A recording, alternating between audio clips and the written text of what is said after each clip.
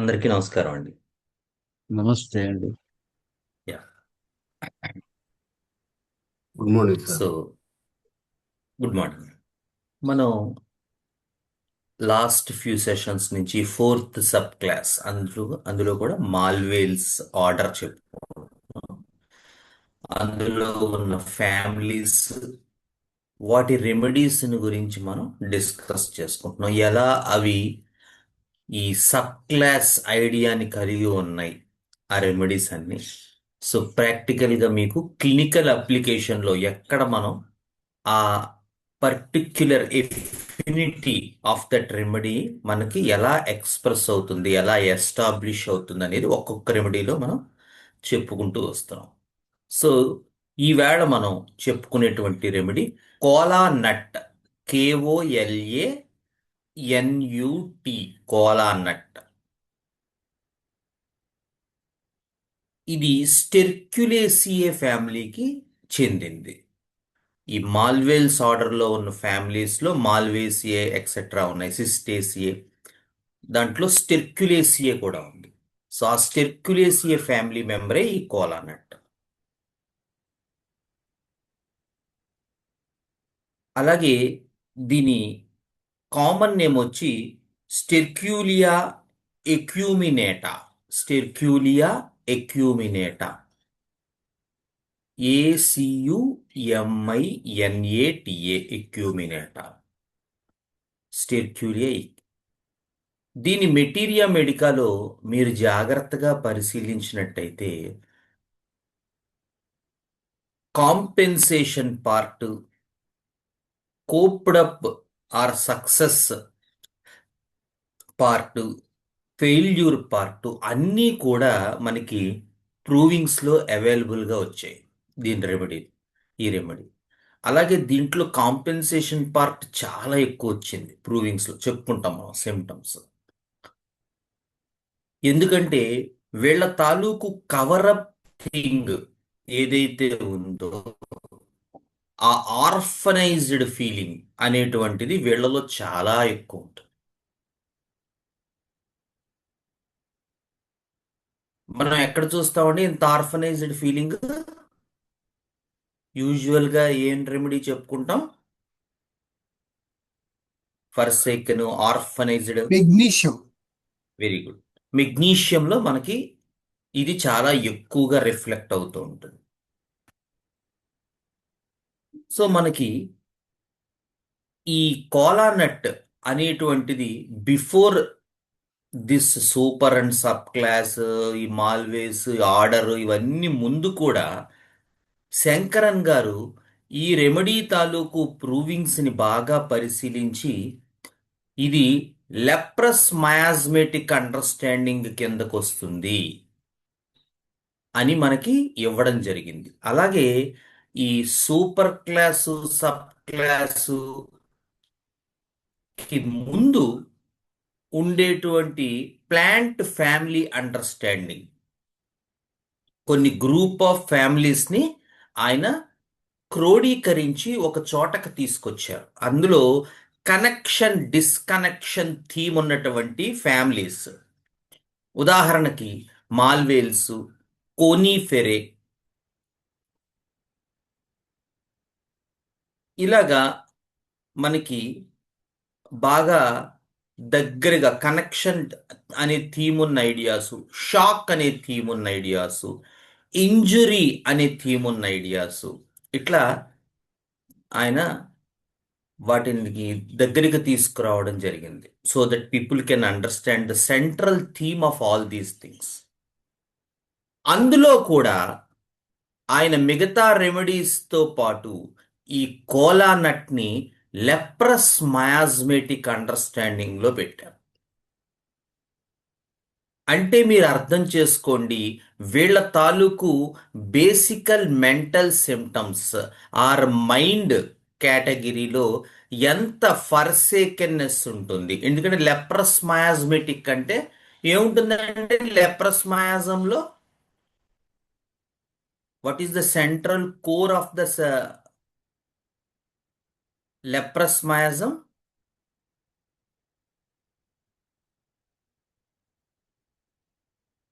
Hello. Cast away, very good, excellent. Cast away. అందుకని మనకి మీరు జాగ్రత్తగా గమనించినట్టయితే ఈ శంకరన్ గారు ఇచ్చినటువంటి మయాజ్మెటిక్ అండర్స్టాండింగ్ లో ఎక్స్పీరియన్స్ బేస్డ్ మయాజమ్స్ ఉంటాయి.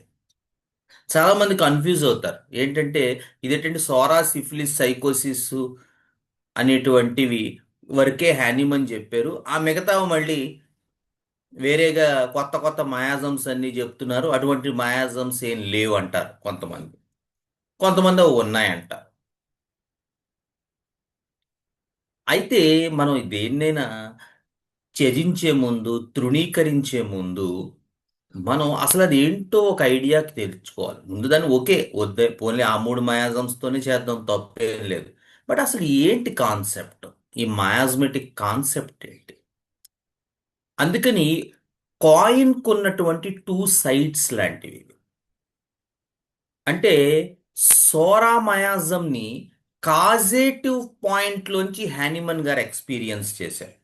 అంటే సోరా మయాజం కారణంగా సోరామయాజం వచ్చినటువంటి ఫలితాలను మనకి శంకరన్ గారు ఎక్స్ప్లోర్ చేశారు. అందుకని కాజేటివ్ పాయింట్ నుంచి ఎక్స్ప్లోర్ చేసినవి, అలాగే రిజల్ట్ ఓరియంటెడ్గా ఎక్స్ప్లోర్ చేసినవి. ఈ రిజల్ట్ లో కూడా పెద్ద ఆయన ఏం చేశారంటే ఎక్స్పీరియన్స్ బేస్డ్ రిజల్ట్స్. అంటే సిమ్టమాటిక్ రిజల్ట్ కాదు, అంటే సోరాలో ఫంక్షనల్ డిశ్చార్జెస్ ఉంటాయి, సోరాలో డిసీజెస్ ఇలా వస్తాయి అని హ్యానిమన్ గారే ఇచ్చారు క్రానిక్ డిసీజెస్ లో, మళ్ళీ మనం కొత్తగా కనిపెట్టక్కర్లేదు. కానీ సోరామయాజంలో హోప్ ఉంటుంది, హోప్ఫుల్నెస్ ఉంటుంది. ఈ సోరా తర్వాత వచ్చే మయాజమ్స్ లో టైఫాయిడ్, మలేరియలు, రింగ్ వాము, ఈ మయాజమ్స్ అన్నిట్లోనూ కూడా హోప్ఫుల్నెస్ అనేటువంటిది రిఫ్లెక్ట్ అవుతుంది. సైకోటిక్ మయాజము ఈ మయాజం చైన్ లో మిడిల్ ఆఫ్ ద చైన్ ఉంటుంది. ఇక్కడికి వచ్చేసరికి హోప్ లూజ్ అవుతూ ఉంటుంది, కానీ దాన్ని వాళ్ళు యాక్సెప్ట్ చేస్తారు. యాక్సెప్ట్ అయి దాంతో కాంప్రమైజ్ అయి బతుకుతూ ఉంటారు. అందుకనే వీళ్ళల్లో వచ్చేటువంటి ఫిజికల్ సిమ్టమ్స్ కూడా ఒక వార్టో ఇలాంటివి మనకి ఏంటంటే అది ఉందని యాక్సెప్ట్ చేయాలి, దాంతో జీవితం సాగించాలి.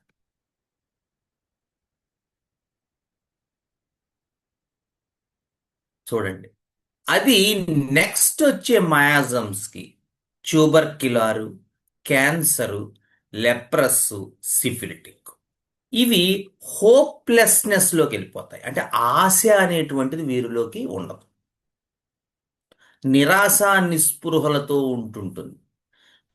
జీవితంలో దేని ఎడల వీళ్ళకి ఆశ అనేటువంటిది నిలబడదు, హోప్లెస్నెస్ అంటారు. అందుకనే వీళ్ళ ఫిజికల్ సిమ్టమ్స్ అన్నీ కూడా డిస్ట్రక్షను, డీజనరేషను వాటిల్తో అసోసియేట్ అయి ఉంటాయి. గమనించండి మీరు చిత్రంగా. ఇది ఎందుకు ఇప్పుడు ఇలాంటి ఇప్పుడు చెప్తున్నారు ఏంటంటే మీరు కోలా అన్నట్టు చెప్తూ అంటే, కోలా అన్నట్టు ప్రూవింగ్స్ లో మనకి ఎక్కువగా ఈ లెప్రస్ అండర్స్టాండింగ్ బాగా కనబడింది.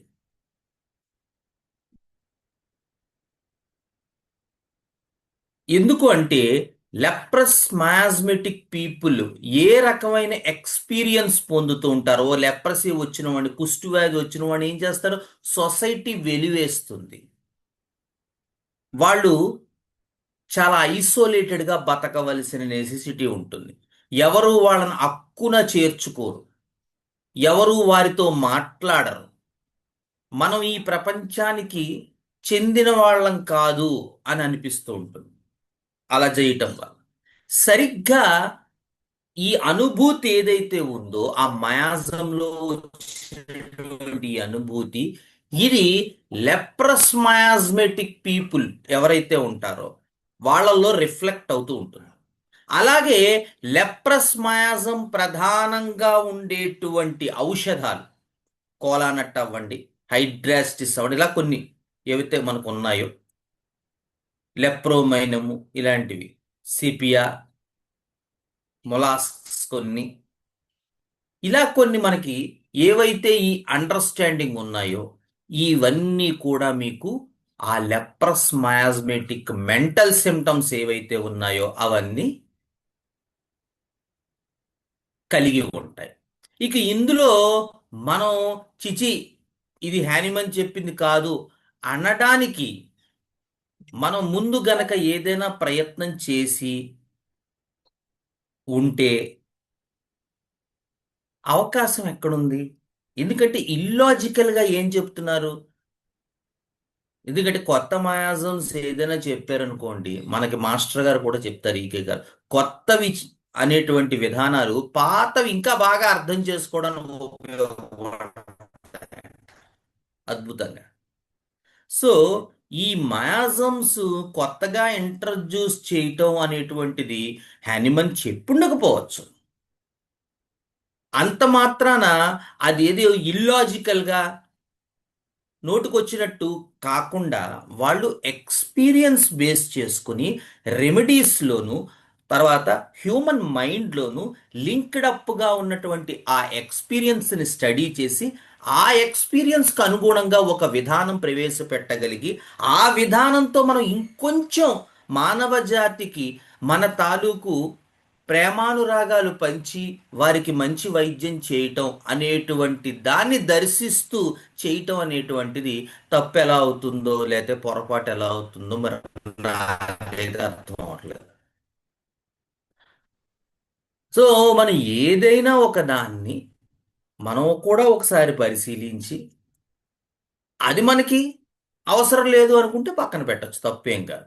కానీ అసలు పరిశీలించకుండానే మనం దాని గురించి మాట్లాడడం అనేటువంటిది ప్రజెంట్ జనరేషన్లో అంత ఆమోదయోగ్యంగా లేదు.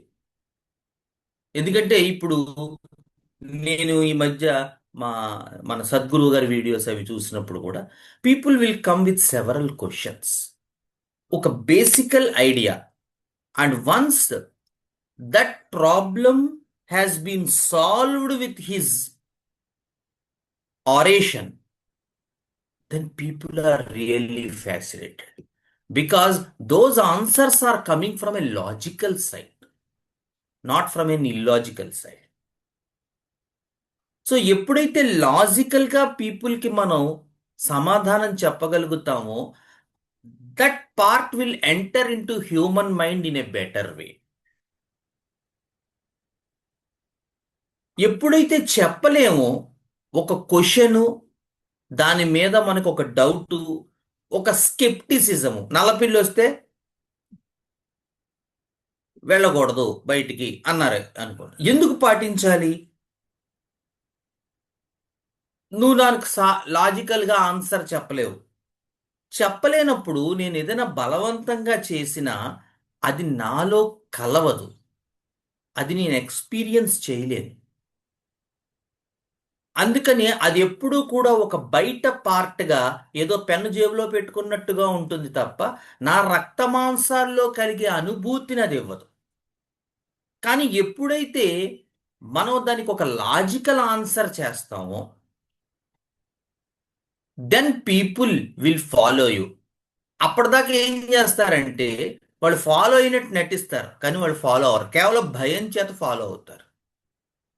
ఫాలో అవ్వకపోతే ఏదైనా అవుతుందేమో అనేటువంటి ఒక భయం చేత వాళ్ళు ఫాలో అయినట్టు నటిస్తారు తప్ప వాళ్ళు ఫాలో అవ్వరు.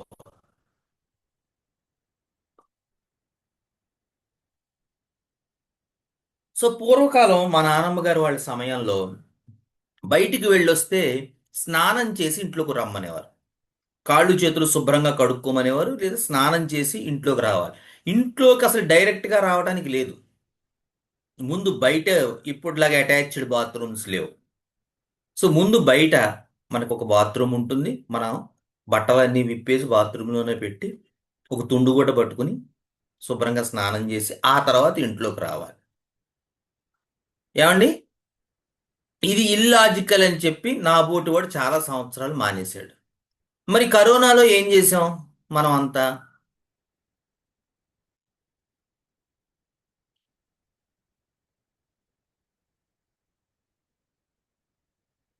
చివరికి అదే చేసాం కదా కరోనాలో, అవునా కదా? అవును సార్. మరి బ్రాహ్మణత్వం అనేటువంటి నినాదం ఏదైతే ఉందో, లేదా బ్రాహ్మణులంతా ఇలా చేస్తారని ఘోషించేటువంటి ప్రబుద్ధులు ఎవరైతే ఉన్నారో వాళ్ళందరూ కూడా అదే చేశారుగా.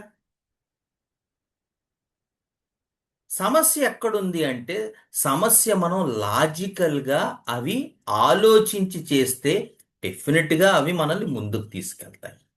అది కుల వ్యవస్థో, మత వ్యవస్థో, ఇంకో జాతి వ్యవస్థో కాదు, అది ఆరోగ్య వ్యవస్థ. శుచి శుభ్రత అంటారు. ఇది శుచి అంటే ఇది. ఎందుకంటే ఒకసారి భోజనానికి కూర్చున్న తర్వాత ఖచ్చితంగా ఆ ఏదైతే పదార్థాన్ని మనం తింటూ ఉంటామో ఆ చేత్తో ఇక ఏ పదార్థాలు ముట్టుకోకూడదు. ముట్టుకోవడం కాదు, అసలు వాళ్ళు వడ్డించుకోకూడదు. ఎవరో వేరే వాళ్ళు వాళ్ళకి వడ్డించాలి. బఫే లేదు. ఎందుకు? అన్ని రకాల బ్యాక్టీరియా వైరస్ల నుంచి మిమ్మల్ని దూరంగా పెట్టడానికి ఏ ఏ పనులైతే చేయాలో అవన్నీ మన తాలూకు విధి విధానాల్లో, మన దైనందిన జీవితంలో ఇచ్చేశారు, మన సంస్కృతిలో.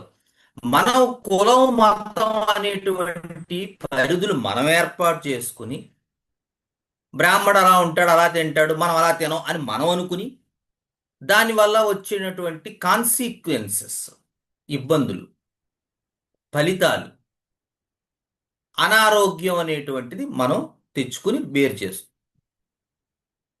కేవలం లాజికల్ ఐడియా లేకపోవటం.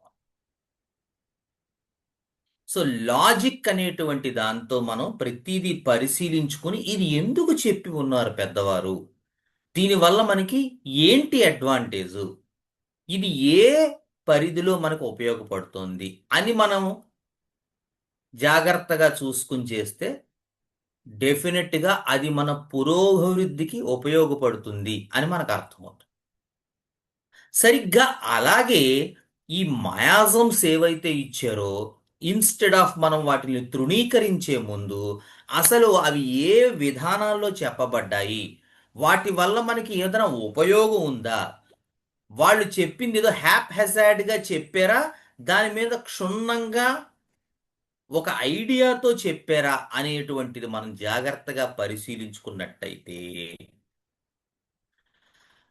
మనకి డెఫినెట్ గా అర్థమయ్యేది ఏంటి అంటే, ఇవి డెఫినెట్ గా ఒక గ్రోత్ ఐడియాలో చెప్పారు. ఎలా అయితే మన నాలెడ్జ్ అనేటువంటిది ఒక చోట కాంక్రీట్ గా, ఫర్మ్ గా, ఫిక్స్డ్ గా ఉండకుండా ప్రతిసారి, ప్రతి చోట, ప్రతి రోజు, ప్రతి క్షణం ఎక్సెల్ అవ్వాలనుకుంటామో, అలా ఎక్సెల్ అవ్వాలనుకున్నప్పుడు ఈ రకమైనటువంటి నాలెడ్జ్ మీకు డెఫినెట్ గా ఉపయోగపడుతుంది. మనం ఇన్స్టెడ్ ఆఫ్ దాన్ని పక్కన పెట్టేయకుండా అది కూడా మన సిలబస్తో కలుపుకొని చదువుకుంటున్నట్టయితే మనం ఒక హోమియోపతి ఫిజీషియన్గా ఆ ఋషి చేతుల్లో, మన హ్యానిమన్ గారు ఋషి అనేటువంటి ఐడియాలోకి వస్తే మనం ఆ ఋషి చేతుల్లో మరంతగా మనం పనిచేయడానికి అవకాశం ఉంటుంది. అలాగా ఈ తాలూకు చాలా లక్షణాలు ఈ కోలానట్టువి లెప్రస్ మయాజం కిందకి రావడం జరిగింది. ఎలాగో మనం మన తాలూకు ఈ నేరేషన్లో చూద్దాం. Number first point, dreams of pregnancy and birth. So వీళ్ళకి ఏంటంటే తను ప్రెగ్నెంట్ అయినట్టు, అలాగే లేబర్ జరుగుతున్నట్టు, ఇటువంటి, లేదా కొంతమంది పిల్లలు పుట్టినట్టు, చిన్న చిన్న చిన్న పిల్లలు పుట్టినట్టు, అది కూడా. ఎందుకంటే ఈ జనరల్ ఐడియా ఇది ఎప్పుడూ కూడా మీకు తెలుసు, ఇదివరకు కూడా చెప్పుకున్నాం, కనెక్షన్ ఐడియా దీనికంతా. ఈ మాల్వేల్స్ అంతా కనెక్షన్. అందుకని వీళ్ళకి వీళ్ళ తాలూకు కేసులో వీళ్ళ యాంకర్ అంతా ఎంతసేపు దేని మీద ఉంటుంది అంటే, మీరు వీళ్ళ కేసు తీసుకుంటుంటే మన దగ్గర ఉన్న ప్రాక్టికల్ కేసెస్ మీకు చూపిస్తాను ఎప్పుడైనా. సో ప్రాక్టికల్గా చూస్తే వీళ్ళు చెప్పే వాటిల్లో 99% లేకపోతే 100% కూడా మీరు చూస్తే ఖచ్చితంగా వీళ్ళు ఆ కనెక్షన్ ఐడియా అనేటువంటిది ఇస్తారు. వీళ్ళు ఐదర్ మదర్ కనెక్షను, లేదా ఫాదర్ కనెక్షను, లేదా ఏదో ఒక కనెక్షన్. అందుకని వీళ్ళ తాలూకు డ్రీమ్స్ అంటే సబ్ కాన్షియస్ ఎరీనాలో కూడా మనకి ఖచ్చితంగా ఈ ప్రెగ్నెన్సీ, బర్త్, ఆ చిన్న పిల్లలు అవన్నీ కనబడుతూ ఉంటాయి వీళ్ళ కళ్ళలో కూడా. Next, feels in danger, abandoned, disappointed and unnourished. అది యూజువల్గా ఇవి మనకు 1M ఇండికేట్ అవుతాయి. పొటెన్సీ కూడా యూజువల్గా చాలా రేర్ 200లో రావడం. ఎందుకంటే అసలు వీళ్ళ బేసికల్ ఐడియాయే ఈ రెమెడీ ప్రూవింగ్స్లో కావచ్చు, ప్రాక్టికల్గా క్లినికల్గా కావచ్చు. మీకు చూస్తే వీళ్ళందరూ కూడా ఒక హాల్యూసినేషను, డ్రీమ్ వరల్డ్, డెల్యూజన్లో ఉంటారు. వీళ్ళని ఎంతసేపు వీళ్ళకి ఏమనిపిస్తుందంటే, నన్ను అబాండన్ చేశారు, నన్ను పట్టించుకోవట్లేదు, నన్ను నెగ్లెక్ట్ చేశారు, నన్ను ఎవరు ఇంక్లూడ్ చేసుకోవట్లేదు, నాకు చిన్నప్పటి నుంచి ఎప్పుడూ ప్రేమానురాగాలు పంచలేదు. పాప నిజంగా వాళ్ళ తల్లిదండ్రులు చాలా బాగా చూసుంటారు వీళ్ళని.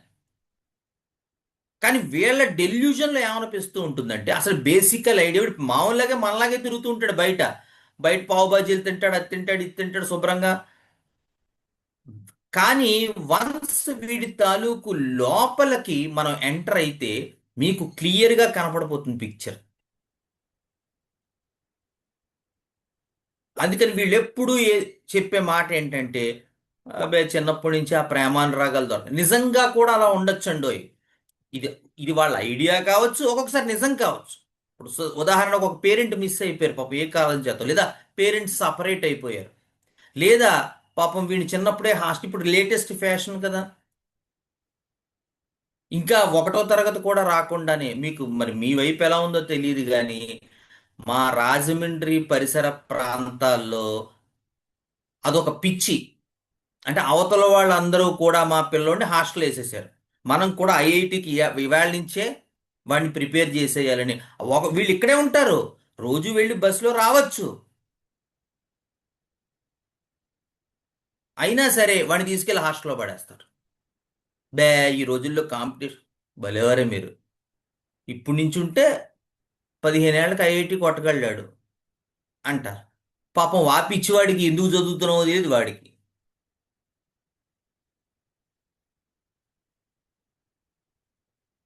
ఎందుకంటే నీ బేసికల్ ఫోకస్సే రాంగ్ వేలో ఉంది. యూ హ్యావ్ టు కాంపిటేట్ నిజంగానే, దాంట్లో డౌట్ లేదండోయ్. ఇదేంటండి డాక్టర్ గారు కాంపిటీషన్ వద్దంటారు, బయట అంతా అదే చెప్పుకున్నారు. But that competition should be with your self. నాతో నాకు కాంపిటీషన్ ఉండాలి, పక్కవాడితో కాదు. నిన్నటి కన్నా నేను ఎంత మెరుగయ్యాని వేళ, నిన్నట్లాగే బతికేనా, ఒక్కలాగే ఏమైనా కొంత ఇంప్రూవ్మెంట్ ఉందా అని నాతో నేను కాంపీట్ అవుతూ ఉండాలి. నా బెటర్ వెర్షన్ ఏమైనా కొద్దిగా తీసుకొచ్చుకుంటున్నానా రోజు అని ఒక ప్రశ్న వేసుకుని పడుకోవాలి పడుకునే ముందు.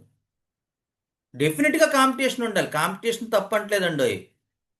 కానీ పక్కవాడితోనూ వేరే వాడితోనూ కాంపిటీషన్ ఉన్న రోజున ఆ కాంపిటీషన్ అనే పదానికే అర్థం లేదు. మన కాంపిటీషన్ అంతా పక్కవాడు, వాడేదో చేశాడు, వీడేదో చేశాడు, వాడమ్మాయిని చదివించాడు, వీడమ్మాయిని చదివించాడు, ఐఐటికి వెళ్ళిపోయాం, అమెరికా వెళ్ళిపోయాం, జర్మనీ వెళ్ళిపోయాం, ఆస్ట్రేలియా వెళ్ళిపోయాం. రకరకాల కాంప్లికేషన్స్, రకరకాల ఏమిటి అంటే, ఎప్పుడో ఫ్యూచర్లో ఫైనాన్షియల్ స్టెబిలిటీ వస్తుంది. మా గురువు గారు ఒకసారి చెప్పేవారు నాకు, ఏమీ లేకపోతే ఆటో నడుపుకుని బతుకుతాననేటువంటి సెల్ఫ్ కాన్ఫిడెన్స్ మనం ఏమైనా ఇవ్వగలుగుతున్నామా ఈ ప్రపంచానికి?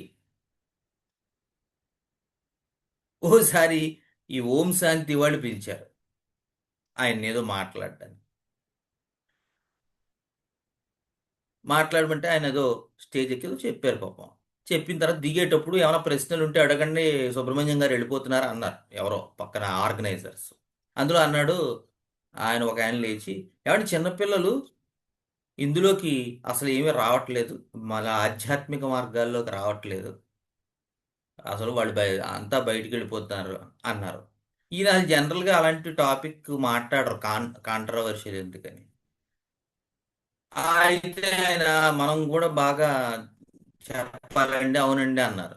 మీరేమంటారు అసలు, ఏమిటి చిన్నపిల్లలు ఎందుకు ఈ మార్గం పట్ల ఆకర్షితులు ఎందుకు అవ్వట్లేదు అన్నారు. అంటే ఆయన అన్నారు, అసలు మనం ఎంతవరకు ఆచరణ చేస్తున్నామండి, ఒకసారి అది మనం పరిశీలించుకోవాలి కదా. మన ఆచరణ ఆదర్శప్రాయంగా ఉంటే ఖచ్చితంగా పిల్లలు ఇందులోకి వస్తారండి, ఎందుకు రారు. ఇప్పుడు మా శ్రీకాంత్ గాడే ఉన్నాడు అని ఆ ఆడియన్స్లో నన్ను చూపించారు. వీడు అప్పుడే నా దగ్గరకు వచ్చి ఒక ఆ, 18 ఏళ్ళు 19 ఏళ్ల ప్రాయంలో నా దగ్గరకు వచ్చాడు. అప్పుడే ఒక 5-6 ఏళ్ళు అయిపోయింది, 5-6 ఏళ్ళు ఇంకా పైన అయిందో, 5 అయిపోయింది. ఈవేళ నన్ను విడిచాడు, బతకలేడు.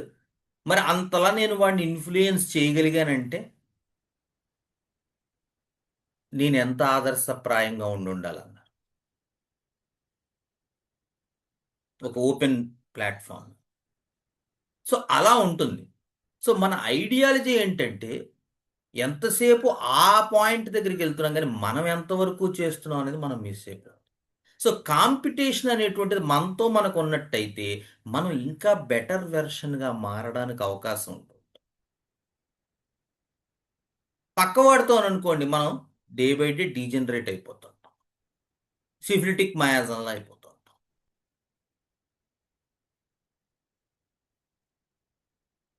సో వీళ్ళకి పాపం ఏంటంటే బేసికల్గా నిజంగా కావచ్చు, లేదా వీళ్ళ జనితం కావచ్చు. ఊహాజనితం అయితే యూజువల్గా 1M కింద వేస్తే పనిచేయదు. ఎందుకంటే వాడి level of experience daily life and దాంట్లో వాడు ఆల్రెడీ డెల్యూజన్ లెవెల్లో ఉన్నాడు. సో వాడికి మినిమం 1M స్టార్ట్ చేయాలి. అందుకని వీళ్ళకి ఎంతసేపు వాళ్ళ సబ్ కాన్షియస్ మైండ్లో డిజర్టెడ్, అబాండెండ్, ఫర్సేకెను, ప్రపంచం నన్ను పట్టించుకోవట్లేదు, వాడు నెగ్లెక్ట్ చేస్తున్నాడు, వీడు నెగ్లెక్ట్ చేస్తున్నాడు, లేకపోతే ఇంకొకటి నెగ్లెక్ట్ ఇలాగే అనిపిస్తూ ఉంటుంది. ముఖ్యంగా తల్లిదండ్రులు నెగ్లెక్ట్ చేస్తున్నారు అనిపిస్తుంది. లేదా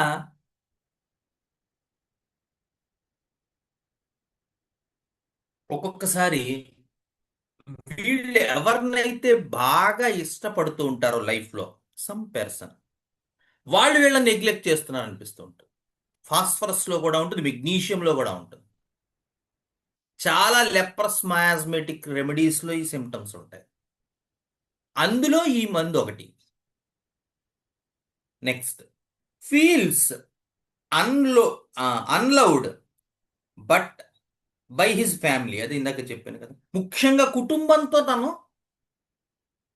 ప్రేమింపబడట్లేదు అని ఉంటుంది. నిజంగానే పాపం వీడిని ప్రేమిస్తూ ఉంటారండో. ఇది ఇక్కడ ఇక్కడ ఇందాక నేను చెప్పిన తీసుకెళ్ళి ఆ ఆ కాలేజీల్లోనో ఆ ఫస్ట్ క్లాస్లోనే హాస్టల్లో పడేయడం వెనకాల ఉన్నటువంటిది ఏంటి, వాడి మీద వాడికి ప్రేమ లేక కాదండో, వాళ్ళు చాలా ప్రేమిస్తారు వాడని. ఐడియా ఏంటంటే వాళ్ళని ఏదో ప్రేమించకూడదని కాదు, కానీ ఇక్కడ సమస్య ఏమొస్తుందంటే వాళ్ళు వాళ్ళ తాలూకు వరల్డ్లో ఉంటారు. అందుకని దాన్ని బిలీవ్ చేస్తారు, డబ్బు మాత్రమే సుఖ సంతోషాలు ఇస్తుంది అని వాడికి ఒక నమ్మకం. ఆ నమ్మకం వల్ల ఏంటంటే వీడు పెద్దయ్యాక పెద్ద పెద్ద పొజిషన్స్కి వెళ్ళిపోయి బాగా డబ్బులు సంపాదించాలని చెప్పి చిన్నప్పుడు వాళ్ళకి ఇవ్వాల్సిన ప్రేమానురాగాల్ని కూడా వాళ్ళు త్యాగం చేసి వీడిని తీసుకెళ్లి హాస్టల్లో పడేస్తారు. అందుకని వాళ్ళ పెర్స్పెక్టివ్ నుంచి వాళ్ళు రైటే కావచ్చు, కానీ వీడికి బేసికల్ థీమే దాంతో పెరుగుతూ ఉంటుంది. అందుకని వీడు ఒక యంగ్ ఇదికి వచ్చేసరికి వీడు ఆ ఫెయిల్యూర్ పార్ట్లోకి వెళ్ళారంటే ఇక మీరు చూస్తారు డిసీజులు, అలాంటి డిసీజెస్ వచ్చేస్తాయి. ప్యాథాలజీ బాగా ఎఫెక్ట్ అయిపోతుంది. సో ఫ్యామిలీ నుంచే లవ్ అవునట్టుగా అనిపిస్తూ ఉంటుంది, అదో విచిత్రం వీళ్ళకి. Next, chronic diarrhoea in children with undigested food. అందుకే ఇందాక ఫస్ట్లోనే మెగ్నీషియంతో కంపేర్, మెగ్నీషియంలో లాట్ ఆఫ్ సిమ్టమ్ సిమిలారిటీ ఉంటుంది దీనికి. వీళ్ళకి చాలా వరకు గ్యాస్ట్రిక్ అదే సారీ డైజెస్టివ్ సిస్టమ్ ఎఫెక్ట్ అవుతుంది వీళ్ళకి కూడా, మెగ్నీషియం వాళ్ళలాగే. ఆ మెంటల్ గానేమో ఆ అన్లవ్డ్, ఆ ఫర్సేకెను, ఆ డిజర్టెడ్ అవన్నీ ఉంటాయి. ఫిజికల్ గా ఏమో ఈ డైజెస్టివ్ సిమ్టమ్స్, ఆకలేదు, ఆకలేసినా తినలేడు, తిన్నా పడదు, మోషన్స్ అవుతూ ఉంటాయి. ఇది ఫ్రీక్వెంట్ గా అయిపోతూ ఉంటుంది. ఏంటండి మెగ్నీషియంలో స్టూల్ కి ఇంపార్టెంట్ సిమ్టమ్ ఏంటి? కొత్తగా బిహెచ్ఎంఎస్ కంప్లీట్ అయిన వాళ్ళైనా చెప్పాలి. మెగ్నీషియంలో ఇంపార్టెంట్ సిమ్టమ్ ఏంటి? గ్రీన్ కలర్ నీటి పైన తేలుతున్నట్టు గ్రీన్ కలర్ లో ఉంటుంది సార్. ఏం తేలుతున్నట్టు? Stool sir, green colour stool. అదే దాన్ని ఏమని రాశారు పెద్దవారు? ఎలా తేలుతున్నట్టు అని రాశారు? Come, if frog legs come. Frogs come. అది ఒక కప్ప తాలూకు స్కమ్ ఏదైతే నీటి మీద తేలుతూ ఉంటుందో మెగ్నీషియం కార్బ్ లో అలాంటి స్టూల్స్ అవుతాయని రాశారు కెంట్ గారు. అది కూడా ఒక ఆర్ఫెన్ స్కూల్లో ఫస్ట్ టైం ఇది కనిపెట్టారని రాశారు కెంట్ గారు. చూడండి, అక్కడ అందరికీ మోషన్స్ అవుతూ ఉంటే అంటే కెంట్ ఏదో స్టడీ చేయకుండా నోటికి వచ్చినట్టు రాశాడని కొంతమంది ఫీలింగ్. అక్కడ ఇండైరెక్ట్ గా కెంట్ క్లియర్ గా చెప్తున్నారు వాళ్ళ మెంటల్ స్టేట్. ఆర్ఫనైజ్డ్ ఫీలింగ్ లో ఏముంటుందండి? ఒక ఆర్ఫన్ స్కూల్లో ఎలాంటి మెంటల్స్ ఉంటాయి మనుషులకి?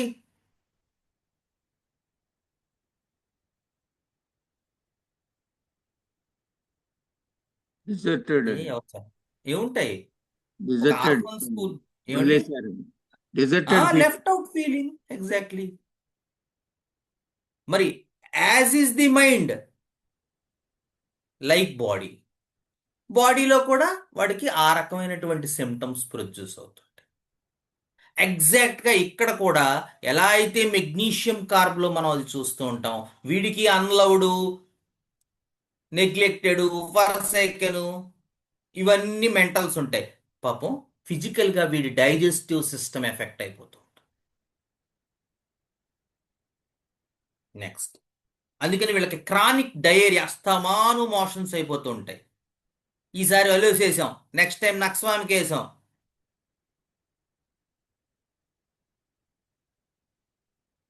ఓసారి నా దగ్గరకు ఒక కేసు వచ్చింది. కేసు వస్తే ఇది వేరే డాక్టర్ గారు చూస్తున్నారు. ఆవిడ చాలా రెగ్యులర్గా వాడుతున్నారు, ఆయన బాగానే చూస్తున్నారు. ఏం చేస్తున్నాడంటే ఆయన, ఆ డాక్టర్ గారు, ఈ పేషెంట్కి మేము మోషన్స్ అయితే అయినప్పుడల్లా నక్స్వామ్కానో ఎలోసో పోడోఫిలమో ఇస్తున్నాడు, తగ్గిపోతుంది. ఇలాగా ఆల్మోస్ట్ ఒక ఏడాది అంతా జరిగింది. మీరు నమ్మరు. ప్రతి నెల మోషన్స్ అవడం, ఆ డాక్టర్ గారు మంది ఇవ్వడం. మంచి డాక్టర్ గారే మంచి మంది ఇచ్చారు, మనం డాక్టర్ని ఏం విమర్శించట్లేదు, డాక్టర్ పెర్స్పెక్టివ్ చెప్తున్నాను అంతే. విమర్శ కాదు ఇది. దాన్ని మనం తీసుకోగలిగితే అభివృద్ధి చేసుకోగలం. ఎవరో నా స్టూడెంట్ ఒక ఆయన పెద్దాపురంలో ఉంటారు, నా మీద కొంత అభిమానం ఉంది. వాళ్ళకి ఈ పేషెంట్ చుట్టం. ఓసారి ఆయన యథాలాపంగా ఏదో డౌట్ వచ్చి నాకు ఫోన్ చేశాడు. ఫోన్ చేస్తే నేను ఎక్స్ప్లెయిన్ చేశాను. ఇలా ఎక్స్ప్లెయిన్ చేస్తే, మా అత్తకి ఇలా అవుతుంది సార్, అప్పుడే ఆయన దగ్గర అప్పుడే ఇంచుమించుగా ఏడాది నుంచి వాడుతున్నారు, ప్రతి నెల మోషన్స్ అయిపోతున్నాయండి అన్నారు. మరి వాళ్ళ దగ్గర వాడుతుంది కదండి అన్నాను. అబ్బాయి నేను చెప్తానండి, మీ దగ్గరికే రమ్మని చెప్తాను, మీరు కొంచెం ఒకసారి లుక్ చేయండి. సరే, ఈవిడ వచ్చినప్పుడు నిజంగానే మోషన్స్ ఉన్నాయి ఫిజికల్ లెవెల్లో. సరే, నేను మందు ఇచ్చి చెప్పాను, అమ్మా ఈ మందు మీకు ఇప్పటి వరకే పనిచేస్తుంది, మళ్ళీ రాకుండా అనేటువంటి మందు కనుక ఇవ్వకపోతే మళ్ళీ నెల 15 రోజులకు మళ్ళీ ఇది మామూలే అన్నాను. ఆవిడ పాపం అది చూసుకుని మందు అప్పుడు పోడోఫిలం ఏదో వేస్తే తగ్గిపోయిన తర్వాత 15 రోజులకు వచ్చింది. వచ్చినప్పుడు ఆవిడ తాలూకు సిమ్టమ్స్ అన్నీ తీసుకున్నాను. సిమ్టమ్స్ తీసుకుంటే విచిత్రంగా ఆవిడకి క్యాల్కేరియా సిలికేటా ఇండికేట్ అయింది. క్యాల్కేరియా సిలికేటా 200 ఇచ్చాను. సరే, ఈయన స్టూడెంట్ ఫోన్ చేశారు, గురుగారు ఏమి ఇచ్చారు మీరు అంటే క్యాల్కేరియా సిలికేటా ఇచ్చారు. ఇదేమిటంటే క్యాల్కేరియా సిలికేటాలు ఎక్కడ వెతికినా డయేరియా కనబడలేదు, నాకు కనబడలేదయ్యా అన్నారు. మరి ఏం చేద్దామండి అన్నారు. ఏం పర్లేదు, మనం ఎక్స్పీరియన్స్ చూసాం, అందుకని పర్వాలేదు, నువ్వు కంగారు పడతాను.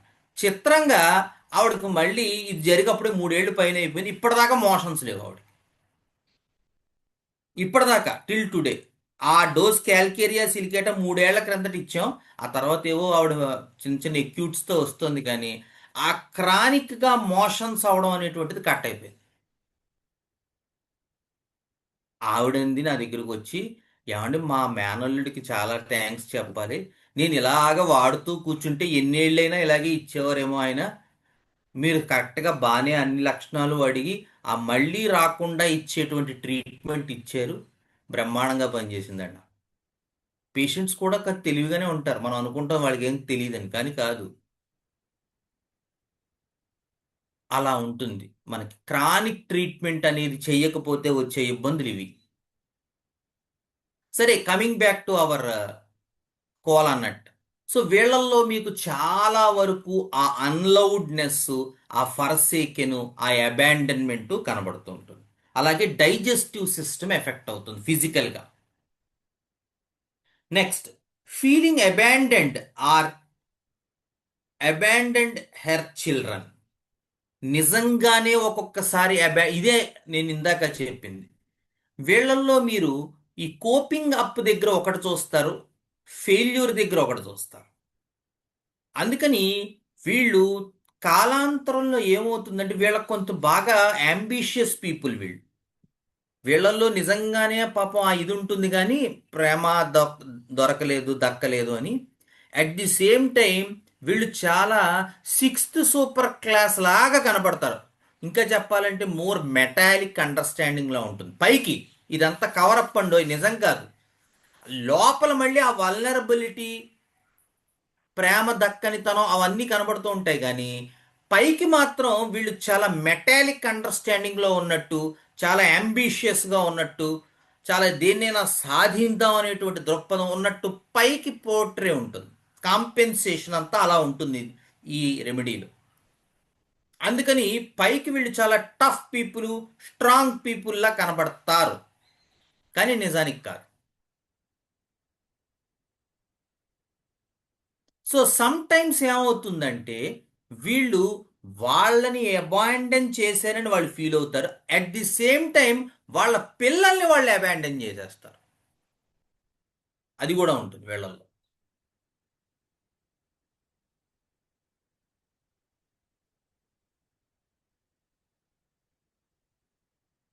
Next, feeling of being neglected.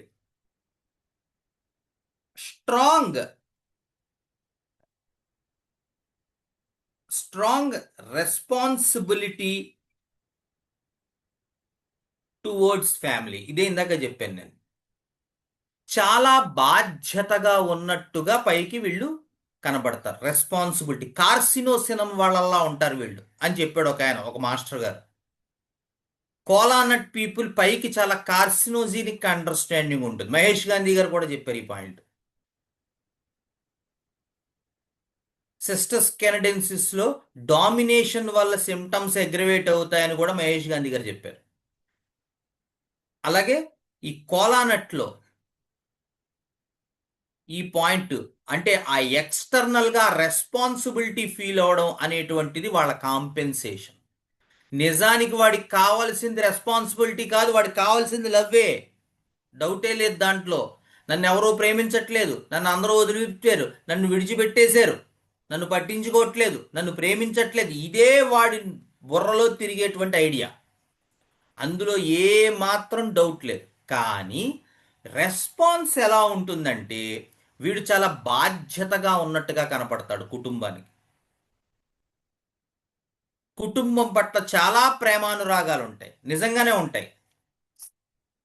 ప్రేమానురాగాలు ఉండటమే కాదు, వాళ్ళ బాధ్యత ఇతను తీసుకుంటాడు.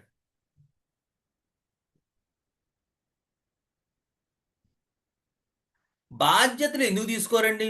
అందరం తీసుకుంటాం, కానీ స్ట్రాంగ్ ఫీలింగ్ ఉంటుంది ఆ బాధ్యత.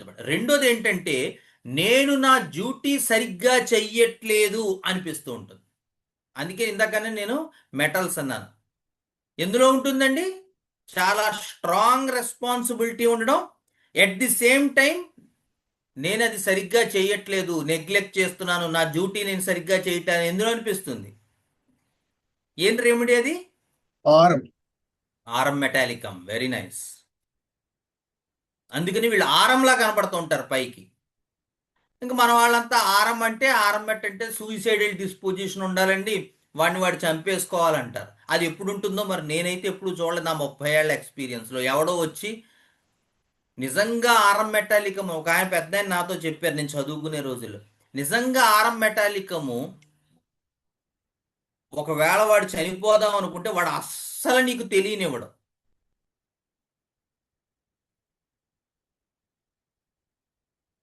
రంగస్థలం సినిమాలో ఒక సీన్ ఉంటుంది.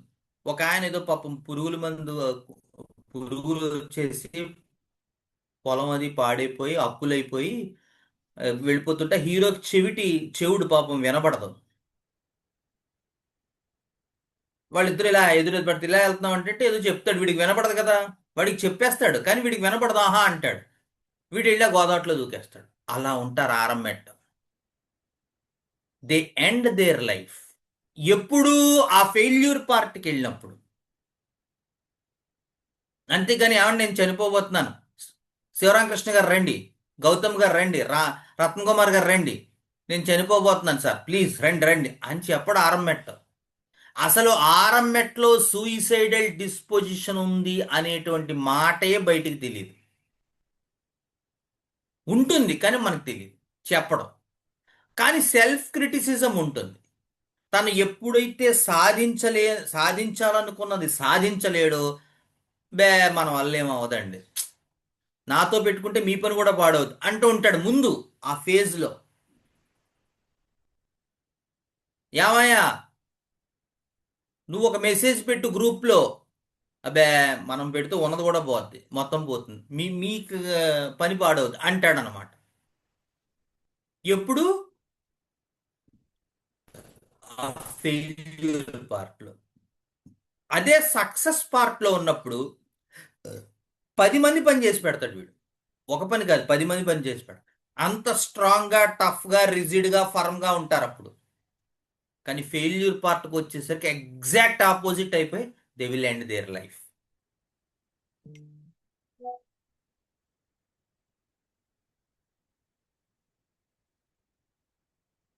నెక్స్ట్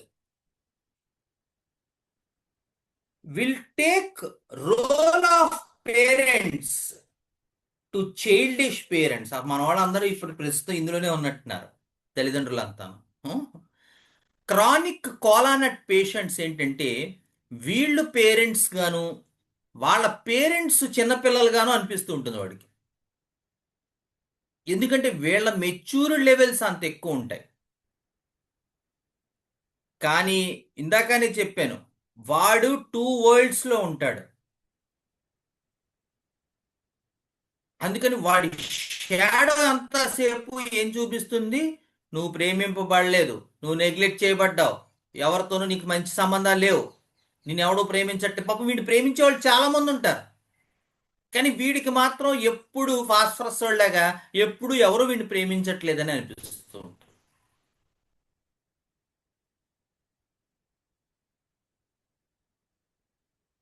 దాంతో వీడు పెద్దవాళ్ళని అంటే తన తల్లిదండ్రుల్ని వాళ్ళని చైల్డిష్గా చూస్తూ ఉంటాడు. వాళ్ళు నిజంగా కూడా చైల్డిష్గా ఉండొచ్చుండ, అది కూడా ఉంది. ఆ చైల్డిష్ పేరెంట్స్కి వీడు ఒక దారి చూపించేవాళ్ళ ఉంటాడు చిత్రంగా. అందుకని వీడే పేరెంటల్ రోల్ ప్లే చేసి వాళ్ళు చేయాల్సిన పని వీడు, ఇతను అనుభవించాల్సిన ప్రేమ అంతా వాళ్ళు పంచుతూ ఉంటారు.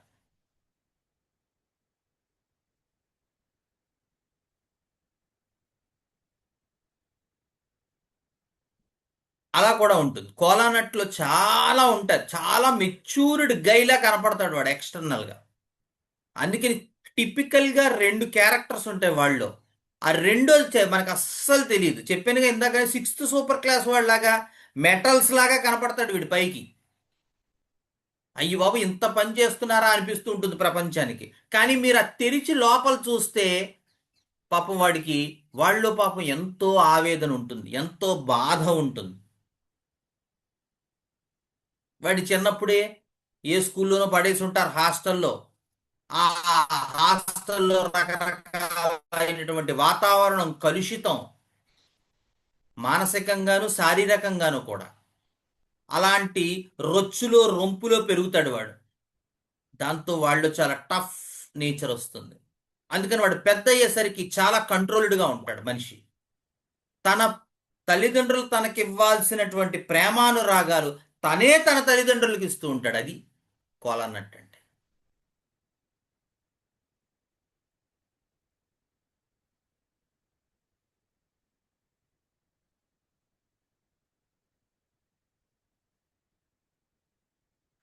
Next, they assume responsibilities over life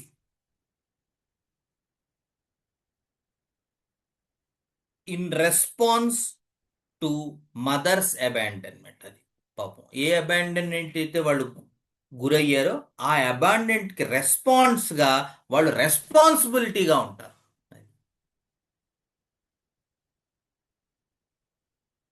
మెగ్నీషియంలో కూడా చూస్తారు. మాస్టర్ గారు చెప్తారు మెగ్నీషియంలో ఏమంటారు, magnesium or like news readers అంటారు. అంటే వాళ్ళు సంతోషమైన దుఃఖమైన వాళ్ళ తాలూకు ఫేస్లో ఏం ఎక్స్ప్రెషన్ ఉండదు, అలా చదువుకుంటూ వెళ్ళిపోతారు. సేమ్ అలాగే ఉంటారు మెగ్నీషియం పీపుల్. వాడి లోపల పడుతున్నటువంటి బాధ, ప్రేమానురాగాలు, ఆప్యాయత, ఆవేదన లేకపోవటం అనేటువంటిది బయట ప్రపంచానికి అస్సలు తెలియదు. వాడు బాగానే తిరుగుతున్నాడుగా అనిపిస్తుంది. అదే మీరు నేట్రంలో చూడండి, తనకి ప్రేమ పొందకపోతే రెస్పాన్స్ ఏముంటుందండి? హలో,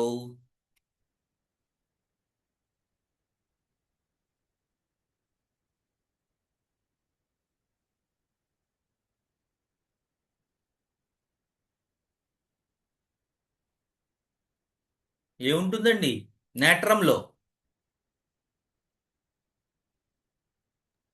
డిప్రెషన్లోకి వెళ్ళిపోతాడు సార్. ఇంకా ఏం చేస్తారు వెళ్ళిపోయి? ఏమిటి నేట్రమ్ ఫెంటాస్టిక్ సిమ్టమ్ ఏంటి? ఆ విషయం మళ్ళీ మళ్ళీ గుర్తు తెచ్చుకుని బ్రూడింగ్ చేసుకుంటూ ఉంటారు. బ్రూడింగు. రెస్పాన్స్ ఏంటి అంటున్నాను. ఇప్పుడు లవ్, కేర్ దొరకలేదు, ఏమిటి వస్తాయి అందులో? Contradiction sir. కాంట్రాడిక్షన్. ఇంకా ఏం చెప్పారు నేట్రమూర్లో? డిటాచ్మెంట్ అయిపోతాడు సార్. డిటాచ్మెంట్. ఇంకా విత్డ్రాల్. ఇంకా నేట్రమూర్లో మనం చదువుకునే ప్రధానమైన సిమ్టమ్ ఏంటి?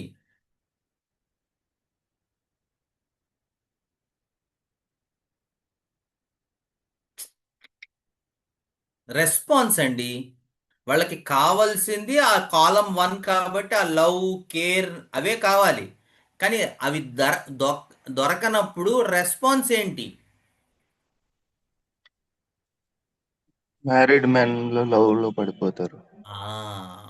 అన్రిక్విటెడ్ ఎఫెక్షన్స్. చూసారా కదా? ఏమండి, ఎవరు మాట్లాడరే? అన్రిక్విటెడ్ ఎఫెక్షన్స్ ఉంటాయండి, ఉండవా? హలో, ఉంటాయి సార్. మెయిన్ క్యారెక్టర్ అది. అందుకని మనం చదువుకునేటప్పుడు మెటీరియల్ మెడికల్, అలాగే పేషెంట్లో చూసేటప్పుడు ఒక ఆయన అడిగాడు నన్ను, ఏటండి బాబు ఈ రోజుల్లో కూడా మీరు గంటన్నర తీసుకుంటున్నారు కేసు అన్నాడు ఆయన మొన్న వచ్చినప్పుడు.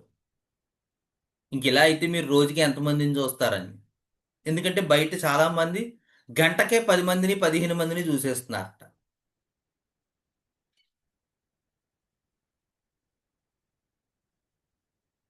ఆ 2 పార్ట్స్ని కలిపి వచ్చేంత వరకు జాగ్రత్త పడాలి ఖచ్చితంగా. ఎందుకంటే వాడికి ఏం కావాలి, వాడి ఎక్స్పెక్ట్, ఎంత బాగా చెప్పారో సార్ అది. వాడి ఎక్స్పెక్టేషన్ ఏంటి, అది ఫుల్ఫిల్ అయితే ఎలా ఉంటుంది, అది ఫుల్ఫిల్ కాకపోతే ఏమవుతుంది. ఈ 3 నువ్వు ఒక కేసులో పట్టుకోగలిగితే శ్రీ ఎన్బిఆర్ నువ్వు ఖచ్చితంగా ఆ కేసులో ముందు సక్సెస్ అవుతావు అని చెప్పారు సార్ ఒకసారి నాతో.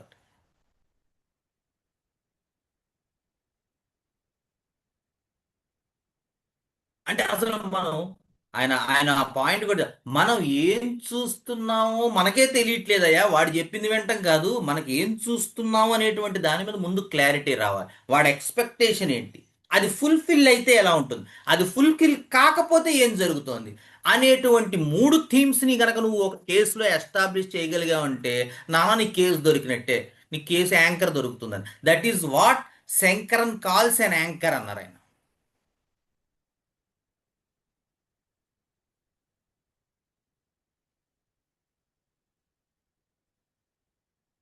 ఓకే, అలాగా నేట్రంలో రెస్పాన్స్ ఏంటంటే మ్యారీడ్ మ్యాన్తో వీళ్ళు లవ్లో పడుతుంటారు, వాళ్ళు ఏదో వీడిని ప్రేమిస్తారని వీళ్ళ ఉద్దేశం అది.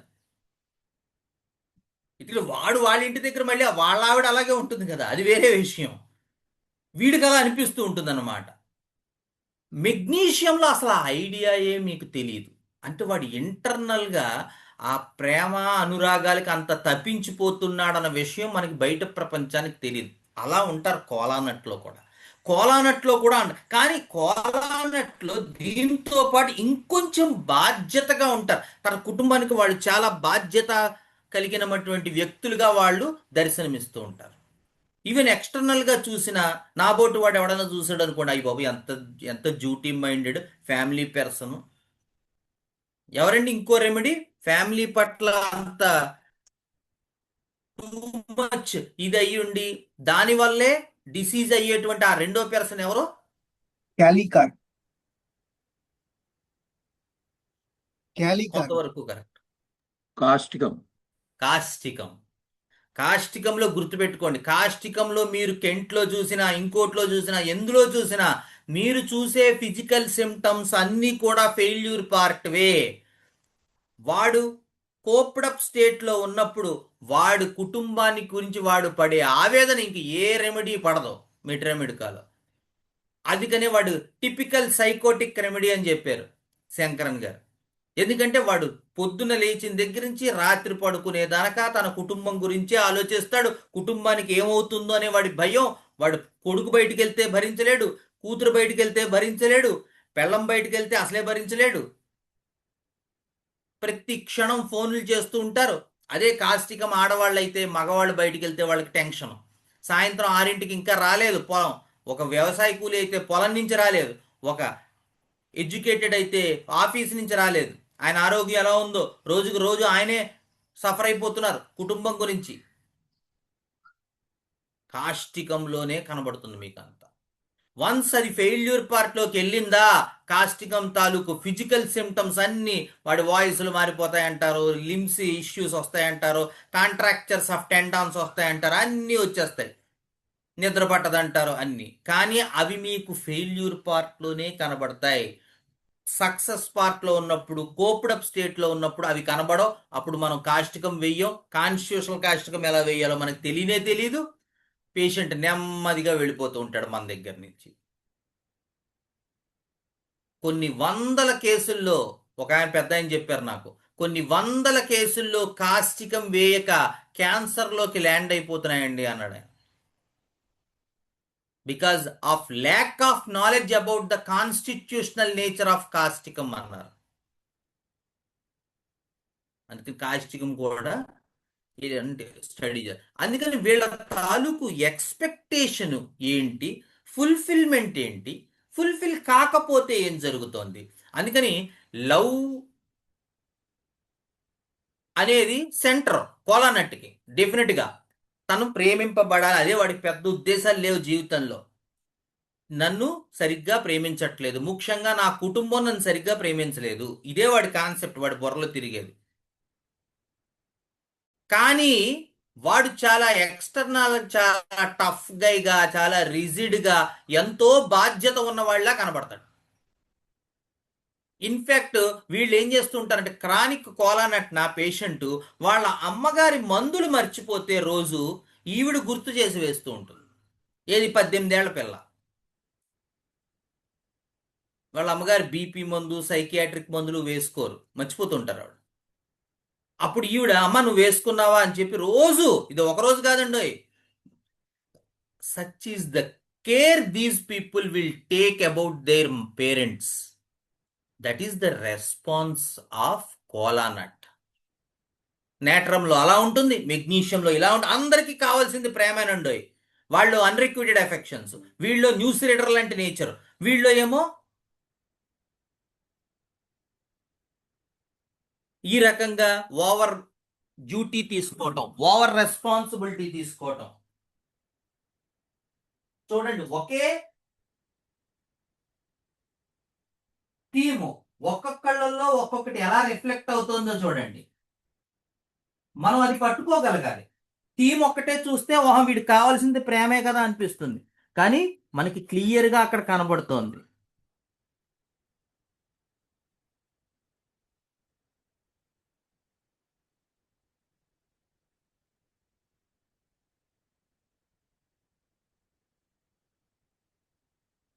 హలో, ఓకే, అలా ఉంటుంది మనకి కోలా అన్నట్లు. Next, tendency to seek a powerful male figure to lean support. అది అందుకని అదే చెప్పాను. అందుకనే ఈ ఈ రెమెడీ చదువుకునేటప్పుడు పిచ్చెక్కుతుంది. నేను ఫస్ట్ టైం చదివినప్పుడు నా బుర్ర వేడెక్కిపోయింది. ఇదేమిటి ఒకసారి ఒకలా చెప్తాడు, ఒకసారి ఇందాకటి దాకా స్ట్రాంగ్ డ్యూటీ టెండెన్సీ అని చెప్పాడు. ఇప్పుడేమో ఎవరో ఒక మేల్ ఫిగర్ బాగుంటుంది, నాకు నా బాధ్యత అంతా తీసుకోవడానికి అని అనిపిస్తుంది. ఇదేమిటిది? ఏమండి, ఎలా ఈ రెండు సరిపోతాయి చెప్పండి? ఎలా సరిపోతాయంటే, వీళ్ళు చాలా రోజులు ఆ స్ట్రాంగ్ నేచరు చాలా బాధ్యతగా చేసి చేసి చేసి చేసి ఉంటారు. ఆ ఫైనల్ దగ్గరకు వచ్చేసరికి వాడికి ఏమనిపిస్తుంది? చేయలేకపోయినప్పుడు ఏమనిపిస్తుందండి?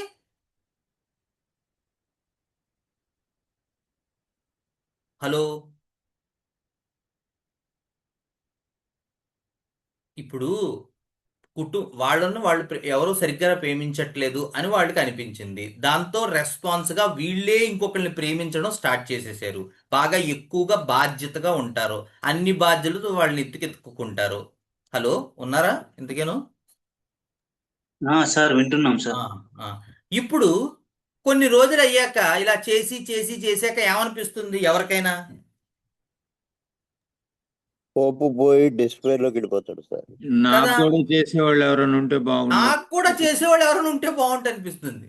అందుకనే ఇందాక నేను ఫస్ట్ లోనే మీకు ఇంట్రడక్షన్ ఇచ్చేటప్పుడు చెప్పాను, ఈ రెమెడీ ఫెయిల్యూర్ స్టేటు కోప్డప్ స్టేటు కలిపి చదువుకోవాలి. వాడికి ఏమనిపిస్తుంది అంటే ఎట్ ద వన్ టైం పాపం, ముఖ్యంగా మీరు కోలానట్ లేడీస్లోనే చూస్తారు ఎక్కువ.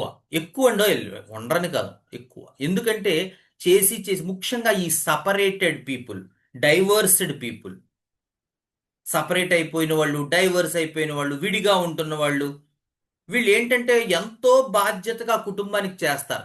At one point of time ఏమవుతుందంటే, అందుకనే మనం చాలా జాగ్రత్తగా ఒక మందుని చదువుకోవాలి. అలాగే పేషెంట్లో కూడా మీకు ఎగ్జాంపుల్ చెప్తాను. నేను ఒక ఆవిడ నాకు అడ్డతీగల నుంచి వచ్చేది. ఉమెన్ ఎంపవర్మెంట్లో పనిచేస్తుంది ఆవిడ. అంటే అందరినీ చేరదీసి, ఇక్కడ ఇలా మోసాలు జరుగుతాయి, మగాళ్ళ మాయలో పడకూడదు, మీరు జాగ్రత్తగా ఉండాలి, సెల్ఫ్ సస్టైన్డ్గా ఉండాలి, మీరు వ్యాపారాలు పెట్టుకోండి, ఆ లోన్లో ఏవో ఇప్పిస్తాను, ఇలా చాలా బ్రహ్మాండమైనటువంటి వాక్చాతుర్యం, అలాగే ఈ బ్యాంకులతోనూ వాళ్ళతోనూ మాట్లాడడం, చాలా మందిని ఆవిడ ఉద్ధరించింది. ఈవిడ ఒక ఒక ఒక ఫేమస్ ఫిగర్ ఆ ఊళ్ళో. ఏమండి, సో దీంతో ఈ సదరు డాక్టర్ ఎవరైతే ఆవిడని అటెండ్ అవుతున్నారో, హోమియోపతి డాక్టరే, ఆయన ఆవిడకి రకరకాల వైద్యాలు చేస్తున్నాడు, రకరకాల మందులు ఇస్తున్నాడు. పాపం ఆవిడకి ఏం తగ్గట్లేదు. అనుకోకుండా మాస్టర్ గారి సంకల్పం ఏమో తెలియదు కానీ ఓ రోజు ఆవిడ నా దగ్గరకు వచ్చింది. ఆయన లేడు ఆ టైంలో నా దగ్గరకు వచ్చింది. ఇప్పుడు నేను ఆవిడ ఆ రోజు ఎవరో వాళ్ళ పాపనో ఎవరినో తీసుకొచ్చింది. పాపను తీసుకొస్తే నేను ఆవిడ కేస్ షీట్ రాశాను, ఆ పాప కేస్ షీట్ రాశాను. కేస్ షీట్ రాస్తే నాకు పాప కేస్ షీట్లో చాలా బాధ ఇది కనబడ్డాయి. చిన్నపిల్లే కానీ చాలా డ్రీమ్స్లో వాటిల్లో ఆ అమ్మాయి మాట తీరు, ఇది నాకు చాలా అనుమానం వచ్చింది. అనుమానం వచ్చి కేస్ షీటు అంటే అక్కడ ఆ పాపను అడగలేని చిన్నపిల్ల కాబట్టి ఆ అమ్మాయిని బయట అసలు ఈ పాప ఫాదర్ ఏం చేస్తుంటారని అడిగాను. ఫాదర్ ఏం చేస్తుంటారంటే ఆవిడ ఒక సమాధానం, దిమ్మ తిరిగిపోయే సమాధానం ఇచ్చింది. ఏంటంటే ఈవిడకి ఈ పాపతో ఈ హస్బెండ్ ఎవరైతే ఉన్నారో పాప పుట్టిన హస్బెండ్ ఆవిడని ఈవిడ ఎప్పుడూ వదిలేసింది. ఇప్పుడు వేరే ఆయనతో ఉంటుంది ఈవిడ. ఆ వేరే ఆయన ఈ ఈ అమ్మాయిని ఈవిడ్ని ఎవరైతే ఈవిడ ఉన్నారో ఆ వేరే ఆయన ఇప్పటికి వచ్చి పెళ్లి చేసుకోలేదు. వీళ్ళిద్దరూ సహజీవనం సాగిస్తున్నారు. ఇది కేసు. ఆవిడ చేసే జాబ్ ఏంటి? Women empowerment. ఆవిడ రియల్ లైఫ్ లో ఏం చేస్తోందండి?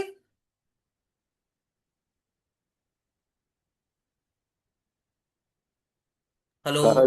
సహజీవనం ఇలీగల్ అంటే కాంటాక్ట్. ఇప్పుడు ఆవిడ బయట చేసేదానికి ఆవిడ ఇంటర్నల్ మైండ్ కి పొంతన కుదురుతోందా లేదా?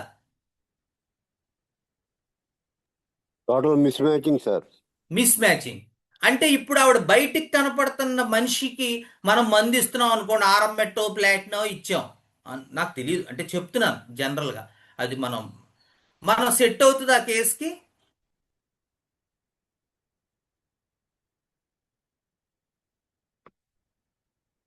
ఇప్పుడు ఆవిడ బయట 10 మందికి పని చేసి పెడుతోందండి.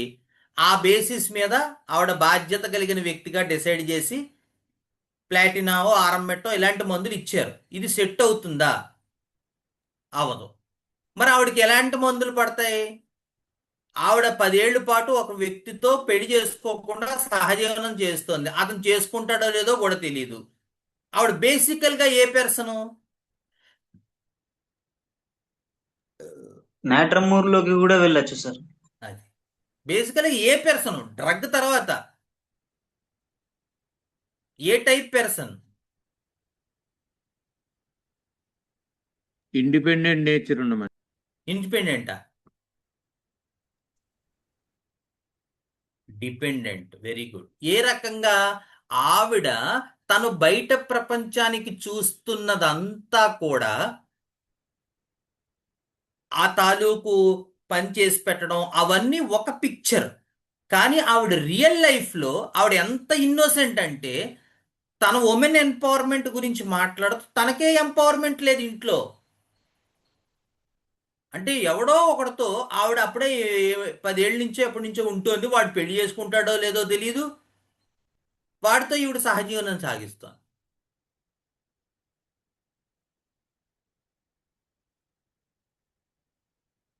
మరి పెద్ద మాటలు చేసినప్పుడు ఆవిడ తన కుటుంబంలో అది రిఫ్లెక్ట్ అవ్వాలా లేదా తన దైనందిన జీవితంలో?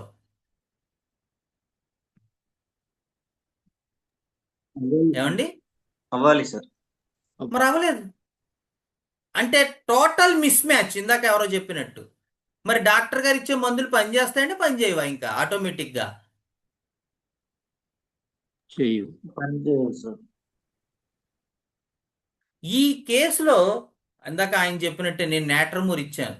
వెరీ నైస్ చంద్రకాంత్ గారు, బాగా చెప్పారు. కానీ నాకు కూడా డౌట్ ఉంది.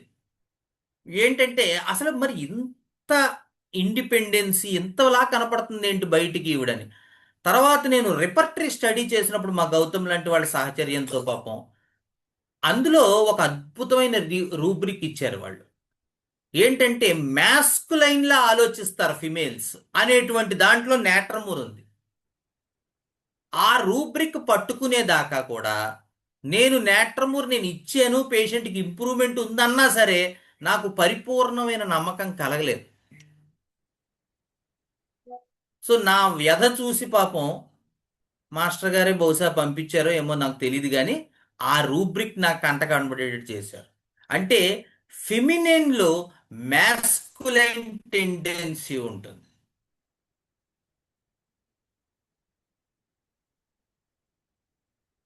అది అందుకని ఇప్పుడు ఇంతకీ ఇదంతా ఎందుకు చెప్పానంటే ఆ రెండు కలిపి చదువుకోకపోతే వచ్చే ప్రాబ్లమ్స్ ఇవి.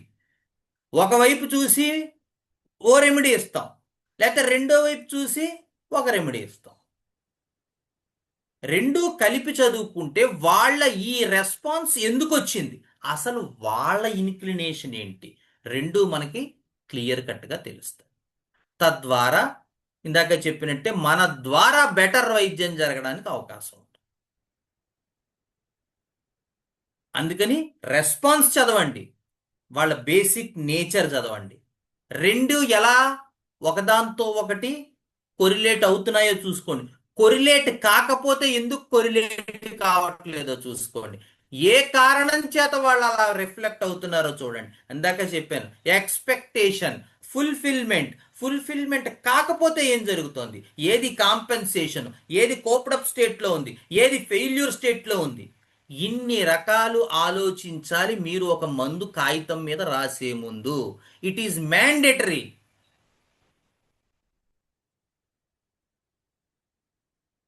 ఆ సిమ్టమ్ అక్కడ ఎందుకు ఉంది, వాడు ఎందుకు అలా ఆలోచిస్తున్నాడు అనేటువంటి దాని మీద మీకు పరిపూర్ణమైన స్వామిత్వం రావాలి. అది హోమియోపతిక్ ఫిజిషియన్ అంటే. అంతేగాని నాకు 20 మంది పేషెంట్లు చూస్తాను గంటలో, నేను సాయంత్రం ఒకటే 100 మందిని చూస్తానంటే ఒక్కళ్ళకు కూడా తగ్గదు. ఎందుకు? ఎందుకంటే మనం పెర్సన్ని స్టడీ చేయట్లేదు. We want to give relief to symptoms instead of treating the person as a whole.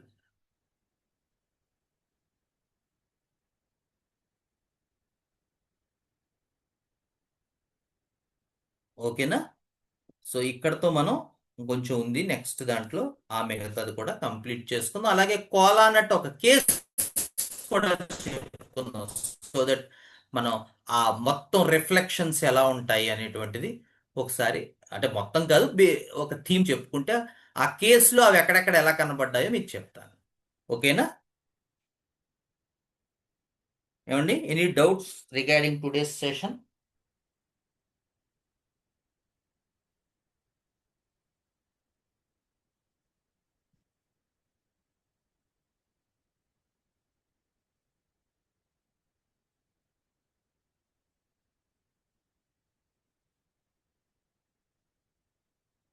ఏం లేవండి?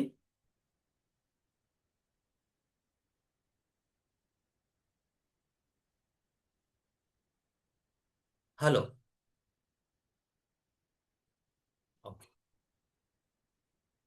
గురుర్బ్రహ్మా గురుర్విష్ణు గురుర్దేవో మహేశ్వరః, గురుర్ సాక్షాత్ పరం బ్రహ్మ, తస్మై శ్రీ గురవే నమః.